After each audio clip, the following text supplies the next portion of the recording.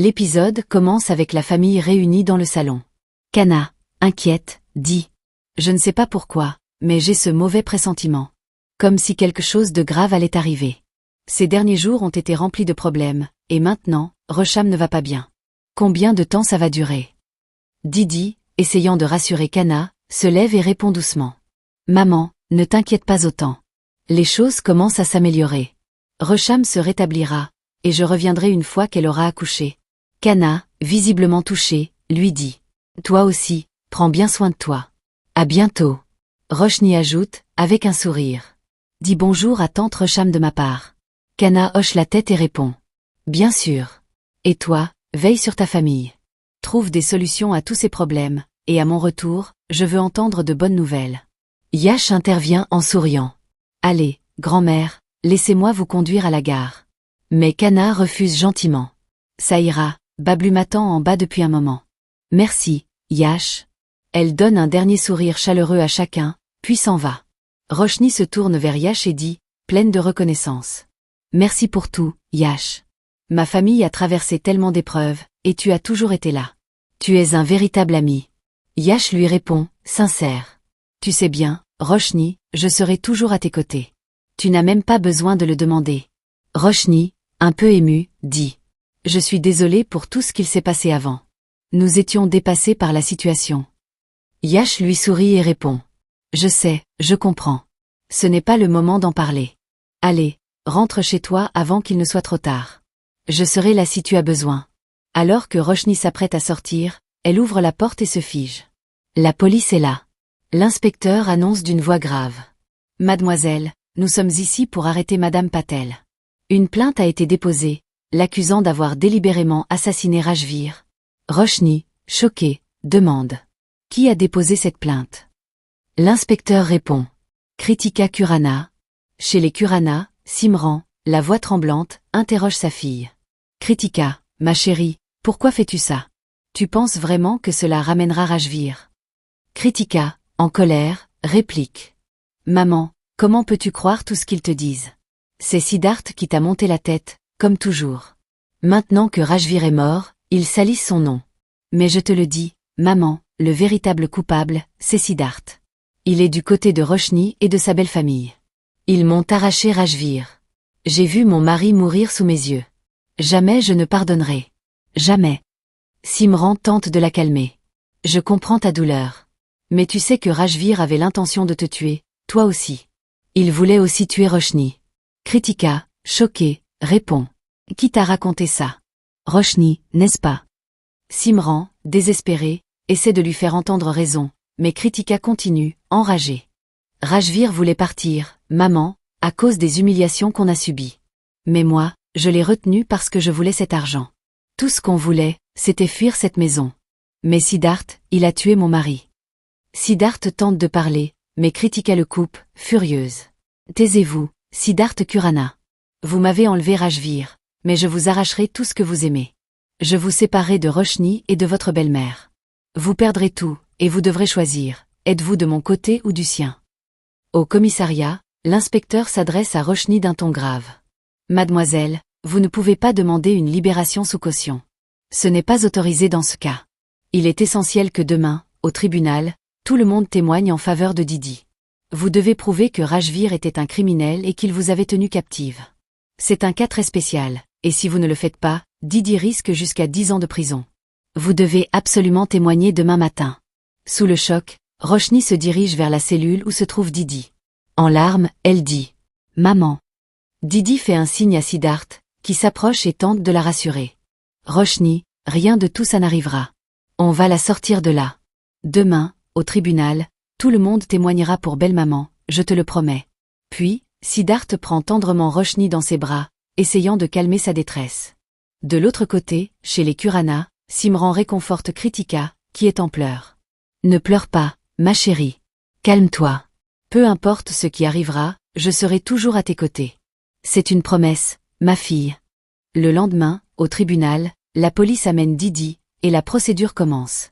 Le juge prend place et l'avocat de la défense s'adresse à lui. « Votre honneur, je souhaiterais appeler mademoiselle Roshni Patel à la barre. » Le juge acquiesce, et Roshni s'avance. L'avocat commence. « Mademoiselle Roshni, veuillez expliquer à ce tribunal ce qui s'est passé le jour de la mort de Rajvir. Roshni, légèrement nerveuse, prend une grande inspiration et répond. Ce jour-là, Rajvir m'avait prise en otage. Ses hommes de main me surveillaient de près. À un moment, il m'a même dit que lorsque Kritika lui apporterait l'argent, il nous tuerait toutes les deux. Entre-temps, ma mère et Siddharth sont arrivés. Rajvir a paniqué en les voyant et a menacé de me tuer si ma mère et mon mari ne partaient pas. Pour me protéger, ma mère a tiré, et la balle a touché Rajvir. L'avocat, calmement, poursuit. Votre honneur, l'affaire est simple. Madame Durga Devi a tiré pour protéger sa fille. Rajvir, qui avait un lourd casier judiciaire, était une menace réelle. À ce moment, l'avocat de l'autre partie, Royi, intervient vivement. Non, votre honneur. Cette affaire est loin d'être simple. Je suis Royi, l'avocat de Kritika. Puis-je poser quelques questions à la témoin? Le juge accepte. Royi commence son interrogatoire. Madame Roshni Khurana, n'est-il pas vrai que vous détestiez Rajvir parce qu'il avait abandonné votre cousine pour épouser Kritika? L'avocat de la défense intervient immédiatement. Objection, votre honneur. Cette question est sans rapport avec l'affaire. Le juge réfléchit un instant, puis dit. Objection rejetée. Vous pouvez répondre, Madame Khurana. Roshni, tentant de rester calme, répond. Je voulais seulement sauver ma belle-sœur, Kritika. C'était mon seul but. Royi continue, insistant. Pourtant, vous avez suivi Rajvir, n'est-ce pas? Pourquoi ne nous dites-vous pas s'il vous a vraiment kidnappé? Roshni hoche la tête et admet. Oui, je l'ai suivi. Royi sourit légèrement, satisfait. Voilà un point important. Roshni Khurana a délibérément suivi Rajvir. Alors, pourquoi? Vouliez-vous vraiment sauver Kritika ou avez-vous simplement suivi Rajvir pour l'éliminer sous prétexte de sauver votre belle-sœur? Roshni, bouleversé, réplique. Non, ce n'est pas vrai. Je voulais que Rajvir soit arrêté. Il a ruiné nos vies. Il a manipulé tout le monde, même mon mariage qui risque de finir par un divorce, à cause de lui. Royi saisit l'occasion. Donc, vous aviez un plan, n'est-ce pas? Vous vouliez qu'il soit arrêté. Mais pourquoi n'avez-vous pas simplement appelé la police ou déposé une plainte? Vous ne l'avez pas fait parce que votre intention n'était pas de l'arrêter, mais de le tuer. Rajvir n'était pas l'homme malveillant que vous décrivez. Vous auriez pu lui demander de se rendre, mais vous ne l'avez pas fait. Au fond, vous et votre famille détestiez Rajvir et aviez l'intention de l'éliminer. N'est-ce pas la vérité, Madame Khurana? Roshni, en larmes, s'écrie. Non. Ce n'est pas vrai. Vous ne comprenez pas, ma mère n'a rien fait de mal. Elle a seulement essayé de me sauver. Pendant ce temps, dans une ruelle sombre, Samira marchait seule quand deux hommes l'aperçurent. L'un d'eux lança à l'autre en riant. Regarde, c'est pas la fille qui avait une liaison avec ce vieux type? Allons lui parler. Il s'approche d'elle et l'un des hommes, d'un ton moqueur, dit. Et madame, vous n'aimez que les vieux ou bien nous, on a aussi une chance? Allez, dites-nous. Ils éclatent de rire, l'entourant. Pourquoi vous ne sortez pas avec nous? On peut s'habiller comme des vieux si ça vous plaît. L'autre ajoute, toujours moqueur. Allez, madame, invitez-nous au moins à dîner. On serait ravis de venir chez vous. Juste à cet instant, une voiture de police arrive, et les deux hommes prennent la fuite. Samira, en larmes, se retrouve seule, tremblante de peur. Dans le tribunal, le procès se poursuit. L'avocat de Kritika reprend son interrogatoire. Donc, Madame Khurana, dites-nous une chose, s'il vous plaît. Tout comme votre famille, pensez-vous que Rajvir était vraiment une personne malfaisante? Croyez-vous qu'il voulait réellement tuer Kritika ou nuire à votre famille? Simran, visiblement troublé, répond d'une voix hésitante.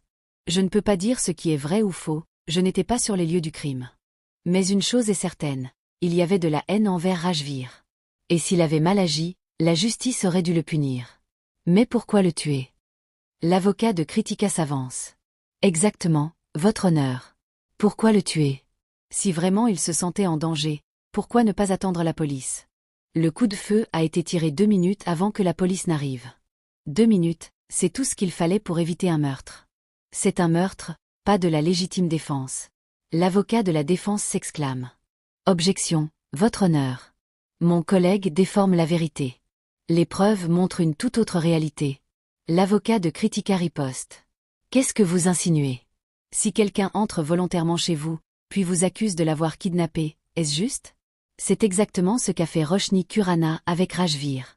L'avocat de la défense, plus calme, réplique. Mon cher collègue semble oublier que Rajvir avait un casier judiciaire très lourd. Et la police le surveillait déjà. Le juge, tapant de son marteau, déclare. Oh silence. Le procès reprendra après la pause déjeuner. D'un autre côté, Yash arrive devant la maison de Samira et sonne à la porte. Mona, qui passait par là, le voit et dit, surprise. Mon fils, toi ici. Yash lui répond poliment. Bonjour ma tante. Oui, je passais dans le quartier et je me suis dit que je pourrais passer voir Samira. Mais personne ne répond à la porte. Mona, inquiète, réplique. Samira n'a toujours pas ouvert. Yash secoue la tête, l'air préoccupé. Non, et ça fait un bon moment que je sonne. Mona fronce les sourcils.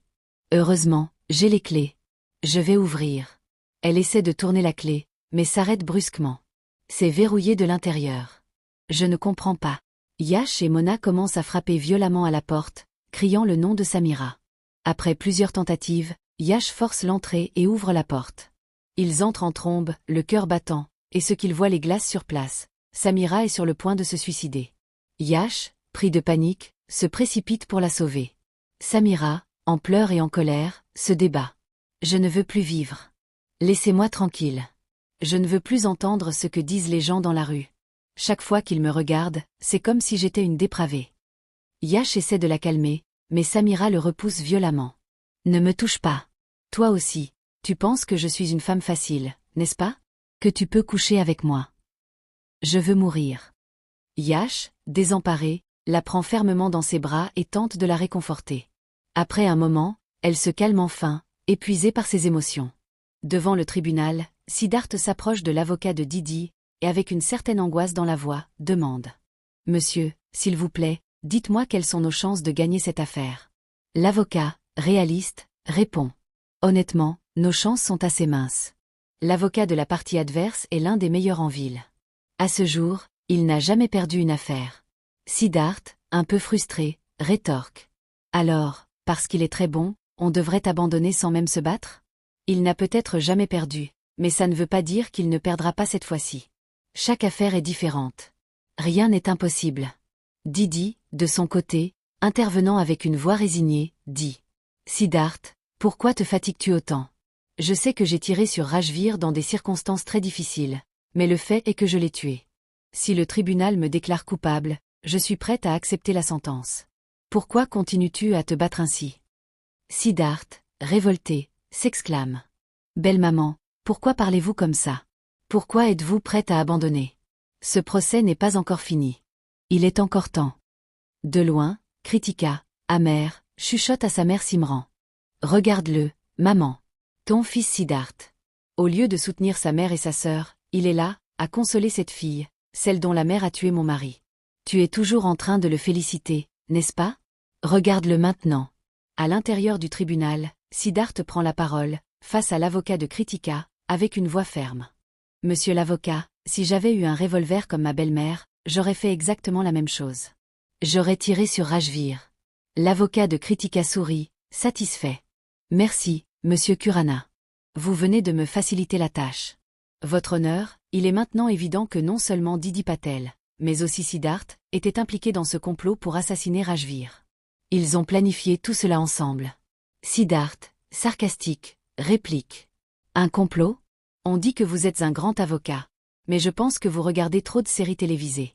Vous croyez vraiment qu'on planifie des meurtres comme ça dans la vraie vie? Il fait une pause, puis ajoute. Admettons un instant que j'étais vraiment impliqué. Savez-vous combien valent mes biens? Devinez. L'avocat, surpris, demande. Vous essayez de me menacer? Siddharth sourit doucement. Non, monsieur, je ne vous menace pas. Je veux juste vous donner quelques chiffres. Mes propriétés valent des milliards de roupies. Et une personne à la tête d'une telle fortune n'est pas stupide, vous voyez? Si je voulais tuer quelqu'un, croyez-vous que je le ferais moi-même? Je ferais appel à un tueur à gages. Mais demander à ma belle-mère de le faire? Soyons sérieux. Le juge intervient, ordonnant le silence, mais Siddharth poursuit. Pardonnez-moi, monsieur le juge, mais regardez-le. Vous croyez vraiment que j'aurais eu besoin de la complicité de ma belle-mère pour éliminer Rajvir? Soudain, Siddharth, dans un geste dramatique, pointe une arme en direction de l'avocat. La salle du tribunal plonge dans la panique. Siddharth, imperturbable, continue avec un ton menaçant. Je pourrais vous tirer dessus maintenant, tout comme ma belle-mère l'a fait pour protéger sa fille. Vous avez insulté ma famille, et pour ça, je pourrais vous tuer sur le champ. L'avocat, sous pression, lâche les objets qu'il tenait, en panique. Siddharth, souriant, révèle son véritable plan. Mais qu'est-ce que vous avez fait, monsieur? Vous m'avez attaqué, devant tout ce monde. Vous auriez dû être plus patient. Vous avez réagi par peur. Exactement comme ma belle-mère a réagi par peur lorsqu'elle a vu ce criminel pointer une arme sur sa fille. Vous auriez fait la même chose si vous étiez à sa place. Il se tourne vers le juge et conclut. Votre honneur, si ma belle-mère est jugée coupable pour avoir agi sous la menace, alors lui aussi doit être puni pour sa réaction impulsive aujourd'hui. Maintenant, la décision est entre vos mains. L'avocat dit d'un ton ferme. Désolé, monsieur, mais ce que vous venez de faire est un outrage au tribunal. Le juge, fronçant les sourcils, ajoute. Monsieur Khurana, je pourrais effectivement vous accuser d'outrage au tribunal. Siddharth, baissant la tête en signe de respect, répond calmement. Je suis désolé, monsieur le juge, je n'avais aucune intention de manquer de respect à ce tribunal. En fait, j'ai beaucoup de respect pour les lois et le système judiciaire de notre pays. Ce n'était qu'un jouet, mais je reconnais que la vérité doit être prouvée par des preuves tangibles. Parfois, il faut élever la voix, crier, ou même jouer la comédie pour que la vérité éclate au grand jour et qu'on fasse la différence entre le bien et le mal. Il prend une profonde respiration et continue. Je demande pardon si vous estimez que j'ai fait outrage au tribunal. Si je dois payer une amende, je suis prêt à le faire. Mon seul objectif était de prouver un point, et j'espère y être parvenu. L'avocat de Kritika secoue la tête. Non, pas d'autres questions. Le juge, visiblement apaisé, annonce. Que tout le monde s'assoie maintenant. L'avocat de Kritika se lève à nouveau et déclare. Monsieur le juge, je voudrais simplement dire que la véritable coupable ici est Didi. À ce moment-là, Didi se lève et prend la parole, la voix lourde d'émotion. Monsieur le juge, je ne souhaite pas faire perdre plus de temps à ce tribunal. Je reconnais que c'est bien moi qui ai tiré le coup de feu. À cause de cela, Rajvir est mort. Mais je vous le dis aussi, si je n'avais pas tiré, c'est mon enfant qui serait mort. Rajvir aurait été jugé pour meurtre, à condition qu'on l'ait arrêté à temps. Elle marque une pause, rassemblant ses forces avant de continuer. Je le dis à ce tribunal parce que ce même Rajvir voulait piéger ma nièce dans un scandale sexuel. La police, malgré tous ses efforts, n'a pas réussi à rassembler de preuves contre lui. Nous avons fait tout ce que nous pouvions. C'est la réalité de la situation. Maintenant, la décision vous revient. Elle regarde droit dans les yeux du juge et termine. Mais une chose est sûre, si je me retrouvais dans la même situation, je ferais exactement la même chose. C'est tout. L'avocat de Didi se lève et dit. Votre honneur, j'aimerais appeler Madame Kritika à la barre des témoins. Le juge acquiesce et Kritika s'avance. Elle est visiblement émue. D'une voix calme mais résolue, elle prend la parole. Votre honneur, après avoir écouté toute la procédure judiciaire, j'ai compris que ce qui s'est passé ce jour-là n'était pas prémédité. C'était l'acte désespéré d'une mère pour protéger son enfant. Quoi qu'il en soit, mon mari ne me reviendra pas.